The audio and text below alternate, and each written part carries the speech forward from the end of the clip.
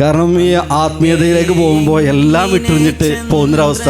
പിന്നെ കുടുംബവും വേണ്ട, കുട്ടികളും വേണ്ട, സമ്പത്തും വേണ്ട എന്ന് പോകുന്നതിന് മാറ്റിയിട്ട് നമ്മൾ ഈ സ്പിരിച്വൽ ഈ പരിപാടിയിലേക്ക് വരുമ്പോൾ നമ്മളെ മൈൻഡിലുണ്ടായിരുന്നൊരു രൂപമാണ് കത്തി നിൽക്കുന്ന സൂര്യനും അവിടുത്തെ നൂറിന്നൊരൽപ്പമല്ലേ.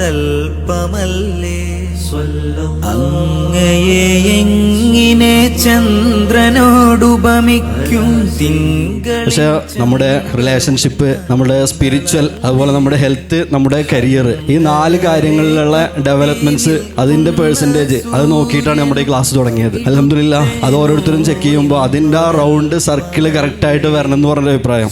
നമുക്കിതൊക്കെ ഉൾക്കൊണ്ടുകൊണ്ട് ആ മനസ്സോടുകൂടി ഇപ്പോൾ നമുക്ക് അതുപോലെ മെഡിറ്റേഷൻ, ഈ നമ്മളെ ബ്രീത്തിങ്ങിലൂടെ നമ്മൾ എല്ലാം മറന്നിട്ട് നമ്മൾ ഇതിലേക്ക് മാറുന്നൊരവസ്ഥയിലേക്ക് വന്നു. ആ ടൈമിൽ നമ്മൾ പടച്ചവനോട് ദുആ ചെയ്യാണ്, ചെറിയ കുട്ടികളെ പോലെ. പടച്ചവനെ ഈമാൻ തരണേ ദുആ ചെയ്ത് പലരും പരസ്പരം കെട്ടിപ്പിടിച്ച് അൽഹംദുലില്ലാഹ് നമുക്ക് ഈ പ്രകാശം നമ്മുടെ മനസ്സിൽ എന്നും നിലനിൽക്കട്ടെ.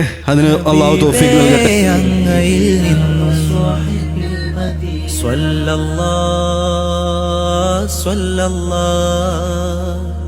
على سيدنا وصاحب المدينة صلى الله